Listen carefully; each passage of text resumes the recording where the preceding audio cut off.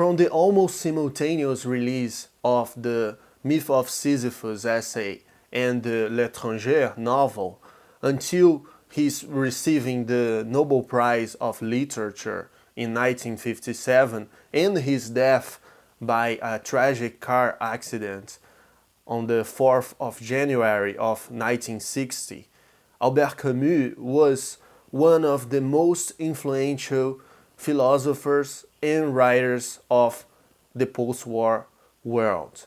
And today we are going to look into his essay, The Myth of Sisyphus. Both The Myth of Sisyphus and L'Étranger were the ground zero, as he himself stated in a letter, for the beginning of his work, which is not only a philosophical but also a literary and dramatic work. As you may know, Camus did many different activities as an intellectual. He was a writer, a literary writer, being responsible for works like L'Étranger or La Peste, and also a very rigorous philosopher.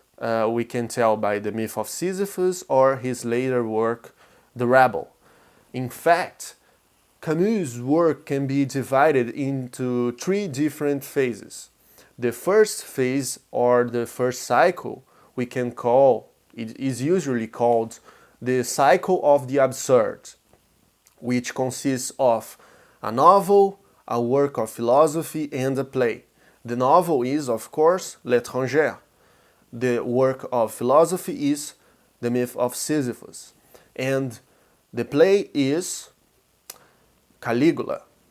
The second part of his work can be described as the cycle of the revolt or the rebellion, as it may be translated from the French revolt.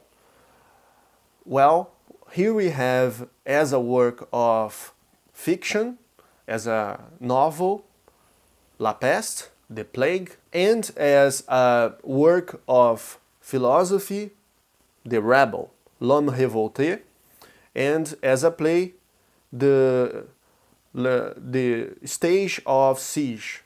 And he was working in a new cycle which would be called the cycle of love, when he died, basically. And he was with the First Man, the not finished novel about childhood in Algiers. It was in his suit's pocket when the car crashed, along with his editor. And we can say it was an absurd death. The man lived an absurd life and died an absurd death.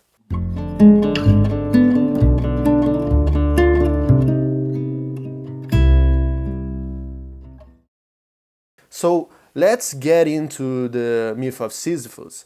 If you don't know me yet, welcome to my channel. This is not my main channel.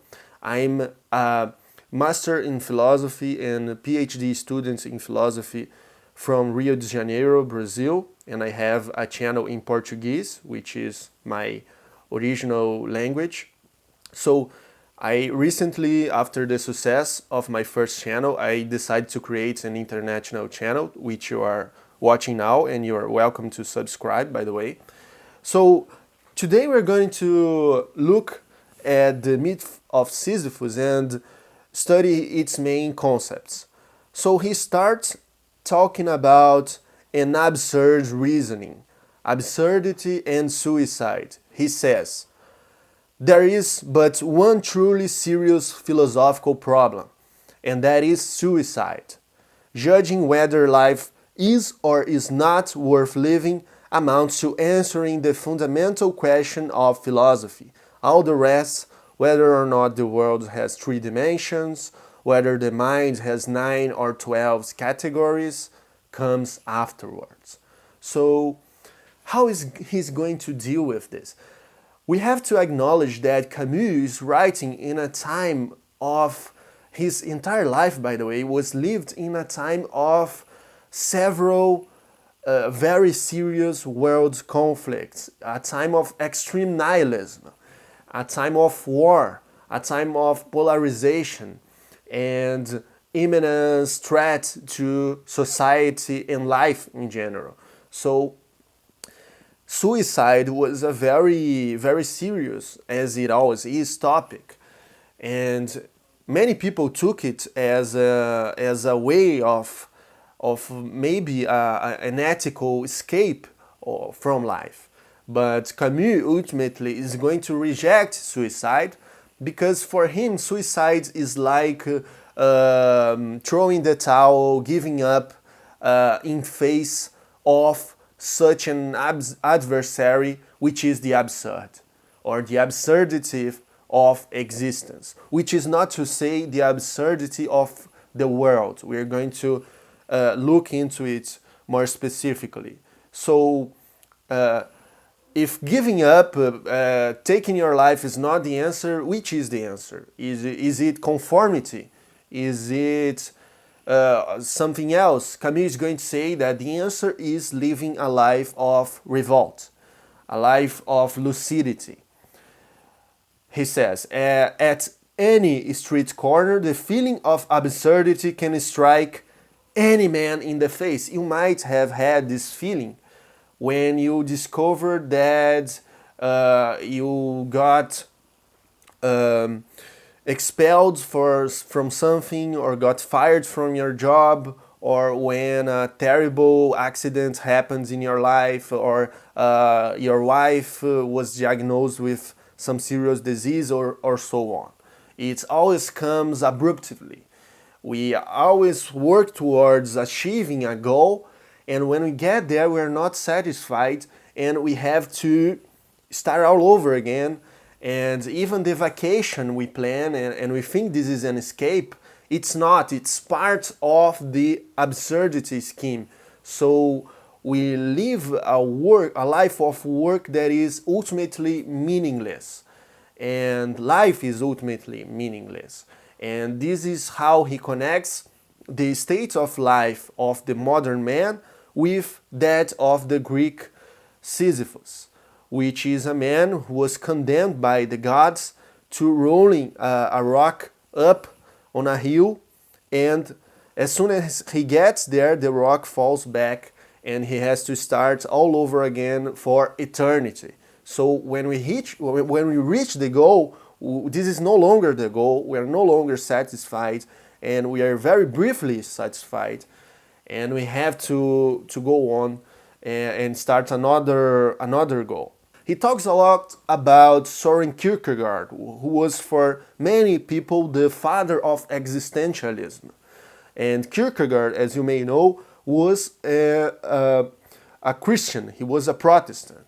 He was someone who lived by the idea that there is a God, and we're faced with the task of living eternity in immanence, right? We are living in the here and now, but we also have an spiritual being, an spiritual identity. And this constitutes the inescapable anguish, the inescapable despair of the human condition. And the solution for men like Kierkegaard or Shestov, who were religious writers, would be to make a leap of faith, to seek the absolute, to seek God. But Camus rejects this solution because he sees it as an attempt to stop thinking by yourself. It's a philosophical suicide, as he puts it. So let's talk about the concept of absurdity for a moment, which is, as you can tell, it's very crucial to this essay. So before that, there's a quote that I think is very important. Camus writes that nostalgia for unity, that appetite for the absolute, illustrates the essential impulse of the human drama. So we are always trying to reach something deeper in life. We want meaning, we want unity, we want purpose, and the world completely rejects this request. Like when we try to look for God, God is ultimately hidden, if he exists at all. And our minds, the human condition is to look for order, to look for unity and purpose in the world, and the world is ultimately indifferent to this demand. So this is what this is something central to the concept of the absurd, as is going to be very clear in a moment as I read the following quote. I said that the world is absurd, but I was too hasty. This world in itself is not reasonable. That is all that can be said. But what is absurd is the confrontation of this irrational and the wild longing for clarity whose call echoes in the human heart. The absurd depends as much on man as on the world. So we cannot say that the world is absurd in itself, just as we can also not say that the human condition is absurd, that the human being is absurd, sorry. Because the absurd is something that is an encounter, rather. It is a meeting between the human and the indifference of the world. It cannot exist with only one of these two components. It's very important to grasp this. It's where many people get confused about Camus and think that he says that the world is absurd in itself, which is not what he's saying. It's when our lucid reason meets its limits. We cannot make sense of the world and we are somehow divorced from our own lives. We are like characters without a stage to act. So this is basically the core concept of the absurd. He says, it was previously a question of finding out whether or not life had to have a meaning to be lived. It now becomes clear, on the contrary, that it will be lived all the better if it has no meaning. This is a very bold statement by Camus, where many existential philosophers even argue that life can be meaningful without a God or without something of a doctrine of morals. But here Camus is saying that life can be lived without meaning, without the sense that you have to have a telos, a finality or a purpose. You can tie yourself to the here and now. And that's what's going to be the way of life of the absurd man, as we will see. I personally see a connection between Camus' particular spirituality to Buddhist spirituality. In some sense, if you read Camus' writings like the essay Summer, you find that he's trying very much to overcome this issue, this separation between the human and his life, the absurd. He wants to ultimately overcome the self, I think. I'm not sure, but in a way, that's what he wants, even if it's not what he ultimately wants. It's part of the victory against the absurd. And that has a connection to Oriental traditions like Buddhism. It's a shame that Camus is somehow a philosopher that has been forgotten in current discussions and contemporary academia, I think. At least here in Brazil, people don't talk very much about his philosophy. And I think that's very, very sad and disappointing, really, because he has a lot to teach and offer to our times. So living and experience a particular fate is accepting it fully. Now, no one will live this fate knowing it to be absurd unless he does everything to keep before him that absurd brought to light by consciousness. The absurd man can only drain everything to the bitter end and deplete himself. The absurd is his extreme tension, which he maintains constantly by solitary effort. For he knows that in that consciousness and in that day-to-day revolt, he gives proof of his only truth, which is defiance. That is a first consequence. Thus I draw from the absurd three consequences, which are my revolt, my freedom, and my passion. And he's going to talk about three models of absurd man. The first is as we say, the seductioner, the Don Juan. Don Juanism is something that is seen as immoral by society, or something that is dishonest with women, for example. But he argues here that Don Juan lives a much more honest life because he tries to keep himself to the limits that he recognizes to be his limits. He says that Don Juan is not really melancholy. He's not collecting women. He's rather living his experience to the fullest and always in the present moment, always in time and never in the past or in the future. So he says, is Don Juan melancholy? This is not likely.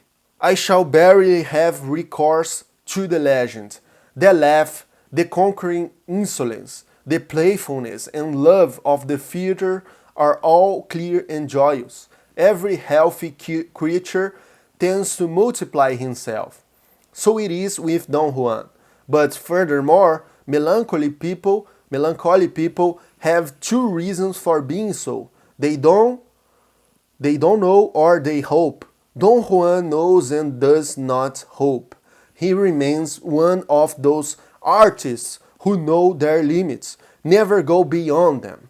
And in that precarious interval in which they take their spiritual stand, enjoy all the wonderful ease of masters. And that is indeed genius, the intelligence that knows its frontiers. What Don Juan realizes in action is an ethic of quantity, whereas the saint, on the contrary, tends towards quality.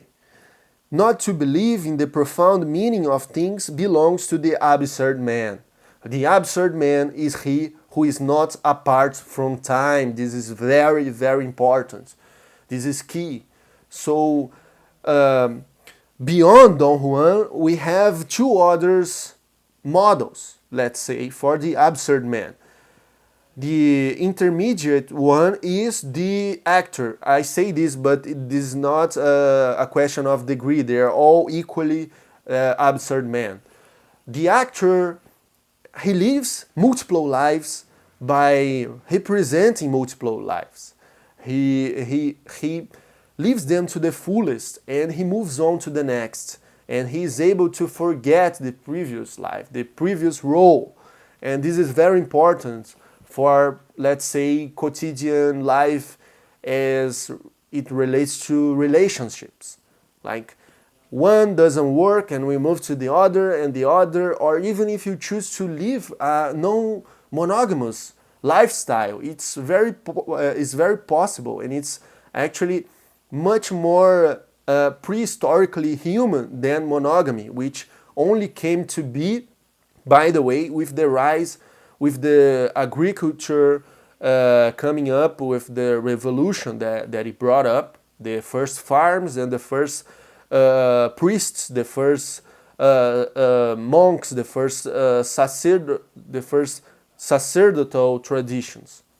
The idea of something is my property, like a farm, or someone is my property. And you can know more about that by reading the book Sex at Dawn, which is a very good book that provides many interesting insights on human sexuality. And monogamy, by the way, is not something shared by many primates. In fact, only one primate is monogamous. All the others, including us, are not by nature, by essence, let's say, monogamous. We can do it culturally. So, moving on, there is a third type of absurd man, which is the conqueror. And this is a very polemic part of the book for today's societies. Because he's going to praise conquerors like Alexander the Great or Napoleon, who had a behavior of courage, a lifestyle of conquering, really, of moving to the next frontier and expanding. And this sounds a lot Nietzschean, by the way, when Nietzsche is going to also praise Napoleon and many other noble or aristocratic types. But you can get the gist of the idea, understanding that it's not exclusive to military campaigns or something of the examples he gives. It can be applied to your attitude towards your career, how you act. If you act like a conqueror, someone who is living his life in the here and now, or someone who is only happy in the happy hour or the weekends when he's off from his 9-to-5 job. In other words, you can also live a life with a 9-to-5 job because you have no other opportunities or money and still live a happy and full life, according to Camus. You can be an absurd man being poor. Camus himself had a very humble origin in Algeria, and this does not only apply to people with opportunities and status. Let's go to the end of the essay where he talks about the myth of Sisyphus itself, which is the Greek myth that he used to make a reference to the human condition. So I'm going to read a great part of it. The gods had condemned Sisyphus to ceaselessly rolling a rock to the top of a mountain, whence the stone would fall back of its own weight. They had thought, with some reason, that therefore that there is no more dreadful punishment than futile and hopeless labor, which is something the Nazis also did with Jews during the Holocaust. If one believes Homer, Sisyphus was the wisest and most prudent of mortals. According to another tradition, however, he was disposed to practice the profession of highwayman. I see no contradiction in this. Opinions differ as to the reason why he became the futile laborer of the underworld. To begin with, he is accused of a certain levity in regard to the gods. He stole their secrets. Aegina, the daughter of Sisyphus, was carried off by Jupiter. The father was shocked by the disappearance and complained to Sisyphus. He who knew of the abduction offered to tell about it on condition that Sisyphus would give water to the citadel of Corinth. To the celestial thunderbolts he preferred the benediction of water. He was punished for this in the underworld. Homer tells us also that Sisyphus had put death in chains. Pluto could not endure the sight of his deserted, silent empire. He dispatched the gods of war, who liberated death from the hands of her conqueror. It is said also that Sisyphus, being near to death, rashly wanted to test his wife's love. He ordered her to cast his unburied body into the middle of the public square. Sisyphus woke up in the underworld, in the Hades. And now, to close, I'm going to read the very last paragraph. I leave Sisyphus at the foot of the mountain. One always finds one's burden again. But Sisyphus teaches the higher fidelity that negates the gods and raises rocks. He too concludes that all is well. This universe henceforth, without a master, seems to him neither sterile nor futile.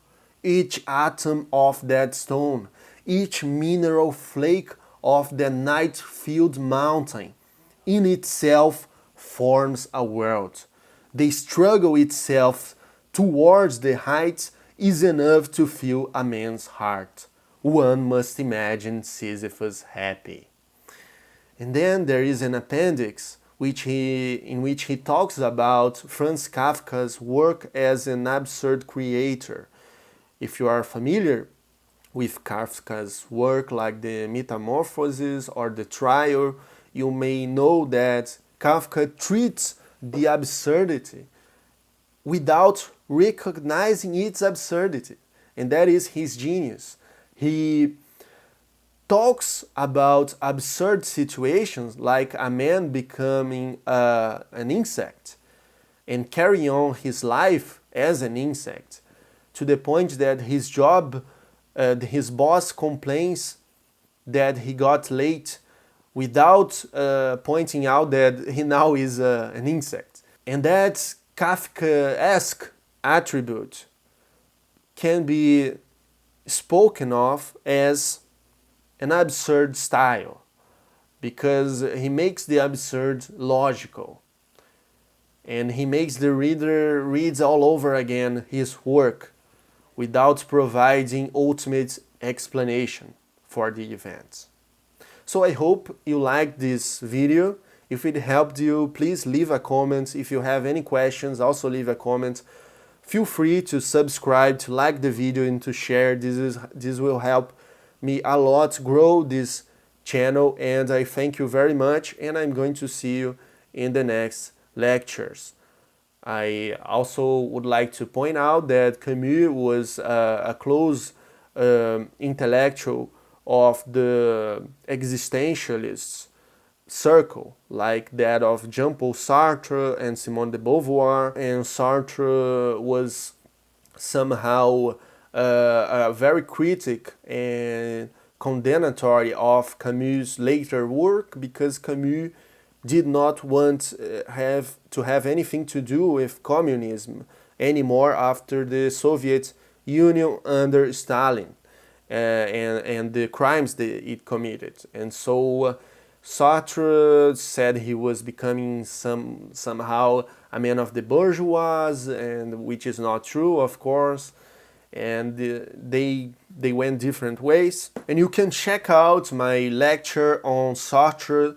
Sartre's Existentialism is a humanism, which is a very good work to be introduced to when you're a beginner in studying philosophy. So check out this other video, and I see you in the next ones.